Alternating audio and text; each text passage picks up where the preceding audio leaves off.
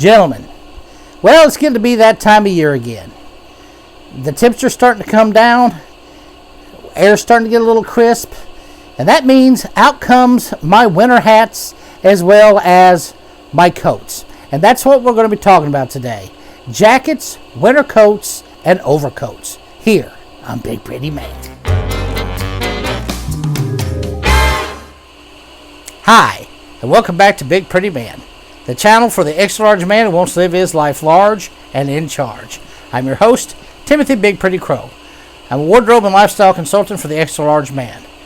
Okay guys, in my last video I talked about Lizzie Borden and I tied it in with a wool overcoat. And I figured what better way to segue into coats than with a 19th century multiple murder. So here we go. I'm notorious that I don't like summer, and therefore I'm starting to get a little happier because it's September here in Philadelphia, and temperature is starting to drop just a bit. It went from the 90s down to the 80s. Now we're in the low 80s and actually getting into the 70s. Now even started to see a little bit of change in the leaves. So that tells me that fall is coming, or some people call it autumn. Either way, whatever you call it, it's my favorite time of the year. Air's nice and crisp and cool. It's not too hot. It's not too cold. You know, the air even gets a little wet from the rains, the beautiful changing of the foliage, and all those bright oranges and radiant yellows. It's just you know, and all those wonderful smells of autumn. Just my favorite time of the year. Another reason it's my favorite time of the year is I get to bring out my big hats and as well as my flat caps. But also, it's time to bring out my jackets and my coats. And I thought that this is a perfect time to go over jackets and coats. Now, I've mentioned before in my 10 things I can't live without that the one jacket I can't live without is the one I'm wearing right now, and that is my leather jacket. And therefore, I'm first going to talk about the leather jacket. As I said in my other video, I find it to be the perfect, utilitarian and versatile jacket that you can wear. Like for instance, with this leather jacket, right now I have the lining taken out. So therefore, if it's in those mid-weather days, those days that'll drive you nuts, when it's a little too cool to go without a coat, but it's a little too warm to wear anything heavy. So you're either freezing to death or burning up, and I hate that. Only bad thing I hate about the changing into fall. Well, the leather jacket I found really takes care of that because if with the lining out, it's just the cowhide, and and the hide is a little bit breathable, and it's also got plenty of room. So it's not that warm. It's actually kind of perfect for, those temperatures when it's in the low 50s and, upper 40s Fahrenheit. It's just going to make you warm enough without making you too hot. Also, it's rainproof. It's waterproof. So it doesn't really matter if it rains. They make a great raincoat. How many waterlogged cows have you seen? So, these wonderful tan leather jackets, I find them perfect. And also, I find it even useful in the winter, because even in the worst of winter, because if I put the lining in, it's quite warm, keep me warm even down into the 30s and the 20s Fahrenheit. Even, when it starts to get lower than that, when it starts getting down to about 10 degrees or getting to the minuses in the winter, it's still useful. I mean, that's a little too cold for the leather coat. But just like I've done here, if I put on a sweater or a hoodie beneath it, then with the thermal lining in the jacket and the leather, it's a perfect winter coat. And I don't need one of those big fancy thermal coats. In fact, I have one of those big fancy thermal coats. I think I've worn it twice, and actually I didn't find it quite as warm. It was warm, but I found it actually a little too warm. It wasn't as breathable as my leather jacket. So generally, I wear this all year round. It's rugged, it's tough. It's breathable. It'll hold in the heat just the right capacity. I can use it for a midsummer coat, so it's a perfect coat for me. But there is also another one that I would wear. And also, as I said before, the leather jacket makes me look cool. I mean, come on. It's leather. Leather makes it happen. But no, as I was about to say, there is another coat that I will wear in that midsummer. And that would be this one, my navy pea coat. I actually love my navy pea coat. I think that it's a very rustic look, very rugged look, very mature looking coat to wear. Puts you in mind of old sailors, puts you in mind of the sea. It's a very manly jacket, from the old world. The one that I'm wearing now is 100% wool. It has it has a bit of lining on the inside, but not very much. And it's actually, believe it or not, it's warm, but it's not too warm. In fact, in really heavy winters, I found this coat to be a little chilly. So it's a perfect mid-weather jacket. However, what's great about the pea coat, and I've spoken of this before, is that even more versatile than the leather jacket, you can wear it with casual wear. You can wear it with dressy casual wear, business casual wear. You can even get away with it in business wear. It's a very, it's a good look. It actually is a good substitute for an overcoat. It's not that warm. It's not that heavy. So, I really recommend getting yourself a pea coat. So you pull out those collars. It gives you that great cool look. And even if you're not wearing a hat like this, if you put a skull cap type of hat on, which where I'm from they call that a sugan. Some people call it a toboggan hat. Skull cap winter hat. You really do get that that old sailor coming into port look. It's a good look. I rock it myself sometimes. So yeah, between my leather jacket and my pea coat, I'm pretty well set for mid-weather coats. Now, the only other mid-weather coat I would talk about was something maybe a little more utilitarian. Something a little more of a utility coat. Because, in truth, even though I can work in my leather jacket, and I have before, it is tough, it can handle it. Or maybe you have another leather jacket just for kind of working. But if you're like outdoor working in the yard, working a farm, that type of work, raking the leaves, that type of work, where you don't want to get your good coats dirty, then I would recommend getting a more utility coat. And the one that I recommend would be the Barber wax cotton coat. Yeah, the Barber wax cotton. That is a fantastic work coat. It's very tough. It's not too thick. It's still rather rugged, and also it means it's been treated with wax. It helps protect the fabric of the coat, but also makes it waterproof. Now, the only problem with that is after a certain amount of time, you do need to reapply the wax, which you can send it back to Barber and they will do that, or you can do it yourself. But it's a really good coat. Now, Barber coats are a bit expensive, but they have a lifetime guarantee, and if something goes wrong with it, you ship it back, and they'll either fix it or send you a new one when it wears out. So it's a great deal. And something, this is a coat you can get for a lifetime, so it's definitely worth it. So as far as utility coats, I would say the leather jacket, the Barber wax jacket. And the good thing about both those jackets is that even though you can use them for utility coats, you can also use them for everyday wear coats or casual wear, and even in dressy casual. And you will note that in both my leather jacket and here in my pea coat, I've been wearing the same tie and white dress shirts. And I could just as easily under this one have my my blazer underneath. And actually the three of those would make it much warmer.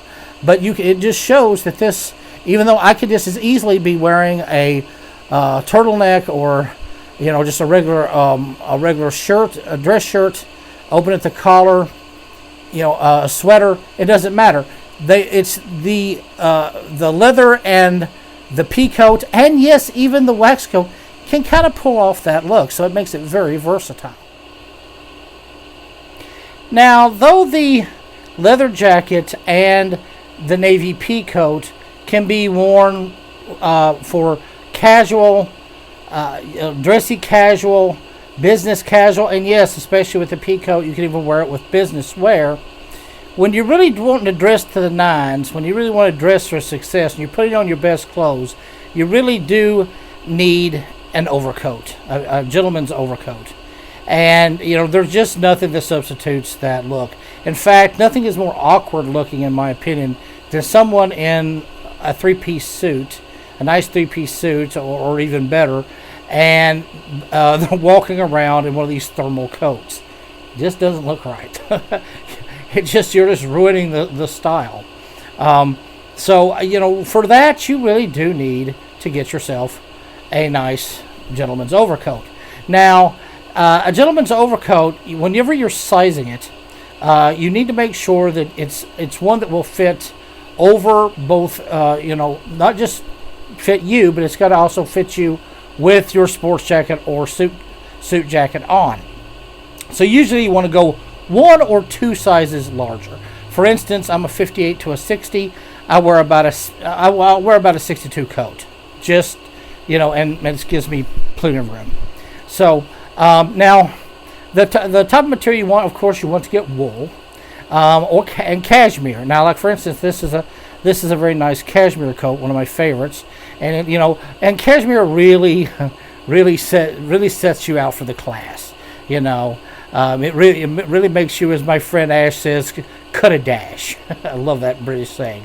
But it makes you step out in style. It makes you, and it's something and if you do wear it, you want to throw on, the accessories, and not, have a nice pair of leather gloves that you wear. Wear some nice, scarves, maybe something like I'm wearing, with a tartan or some sort of pattern. That just, that kind of goes with the coat. That kind of sets it off. Now, the two colors that, when it comes to overcoats, you really need 2 colors. You need a brown one and also a black one.